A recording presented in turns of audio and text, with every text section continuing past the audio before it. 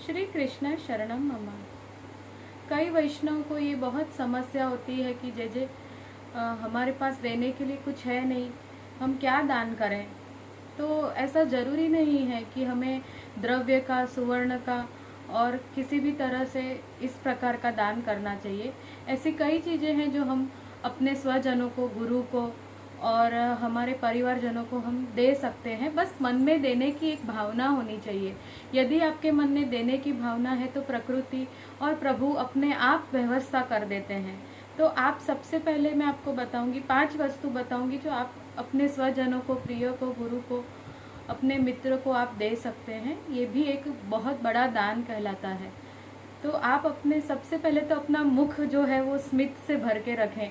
खिला हुआ गुलाब है वो सभी को पसंद है, पर आप अपना बेवजह अपना मुंह मुरझाया हुआ रखेंगे, प्रभु भी जो है अपना मुख या अपना हृदय प्रसन्नता में नहीं रखते हैं तो अंतर ध्यान हो जाते हैं। ये तो आप सभी को पता है कि क्लेश रूपी जो धुमाड़ा है वो प्रभु को बिल्कुल पसंद नहीं है। ऐसे ही हरि, गुरु, वैष्णव और अपने परिवारजनों को आप एक अपने मुख में एक स्मित रखेंगे, चाहे आपके मन में कितनी भी तकलीफ है या द्रव्य का या कोई और भी संकोच है, पर एक स्मित का भी आप एक दान कर सकते हैं। अपना मुख हंसता हुआ रख के, अपने मुख में स्मित रख के, तो ये भी एक बहुत अच्छा दान है। एक सहयोग का दान कर सकते हैं, योगदान कर सकते हैं।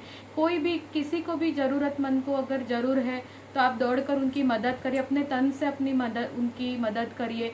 हवेली में जा रहे हैं, गुरु के यहाँ जा रहे हैं तो कोई भी प्रकार की सेवा करिए। अपने रिश्तेदारों के यहाँ जा रहे हैं तो मन में हमेशा हेल्प, मदद करने की एक भावना करें। तो ये भी एक प्रकार का दान है कि नहीं, मैं हमेशा तत्पर हूँ, कोई भी जरूर है तो मैं कहीं पे भी मैं तत्पर हूँ। तो ये भी एक दान है जिसमें द्रव्य नहीं खर्च होता है। तीसरा जो एक दान है वो है, हम किसी के लिए भी एक प्रार्थना कर सकते हैं। कोई तकलीफ में है, कोई बीमार है या किसी की परीक्षा आ रही है, वो कमज़ोर है पढ़ाई में, तो मन ही मन उसके लिए एक प्रार्थना करना भी एक प्रकार का दान है। किसी के लिए भी अच्छे गुड विशेष करना, आशीर्वाद देना, ये भी एक प्रकार का दान है। तो ये भी दान आप कर सकते हैं, इसका भी बहुत महत्व है। इसके अलावा हमें जीव है, हमें बहुत छोटी छोटी बातों में क्रोध आ जाता है। हमें हर, देखो 5 उंगली है तो ये जरूरी नहीं है कि ये एक जैसी है। घर परिवार है, अपने पुत्र है, अपने मित्र है, पति है, सबका व्यवहार, विचार, परिस्थिति, भाई बहन है, अलग है। तो हमें उनकी परिस्थिति जान के, कभी भी कोई परिस्थिति अनुकूल नहीं है तो उनकी परिस्थिति जान के और उन पे क्या बीत रही है ये सोच के लेट गो करना चाहिए, मतलब दया का दान करना चाहिए। तो इस प्रकार ये 5 प्रकार के ऐसे दान हैं जो जीव बिना द्रव्य खर्च किए भी कर सकता है, और इससे प्रभु अपने जीवन में इस तरह की व्यवस्था भी कर देंगे।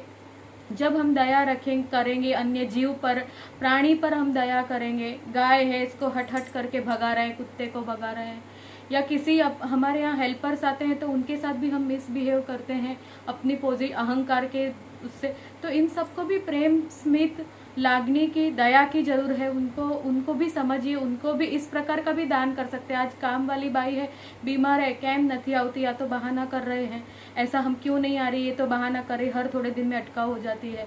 ये सब करके गुस्सा होने से नहीं, उसको समझना है भाई हाँ कोई बात नहीं, आपको भी आराम की जरूरत है। तो ये है, कोई जानवर है, कोई अपनी पत्नी है तो बीमार है, अपने माता पिता हैं, अपने सास ससुर हैं, तो सब पे एक दया की, स्मित की भावना हमें रखनी चाहिए। मित्र है, किसी को मदद की जरूरत है तो ये सब सहयोग का दान है, मदद का दान है। अपने मुख में हमेशा एक स्मित रखना, ये भी एक प्रकार का दान है। कई लोगों को ऐसा होता है कि बिना वजह एकदम ऐसे सुमड़े की तरह मुंह बना के रखते हैं। मेरा खास ये डायलॉग है, वैष्णव भी कोई मेरे पास आते हैं तो मैं तो उनको कह देती हूँ कि भाई ऐसे मुख लेके मेरे सामने मत आइए।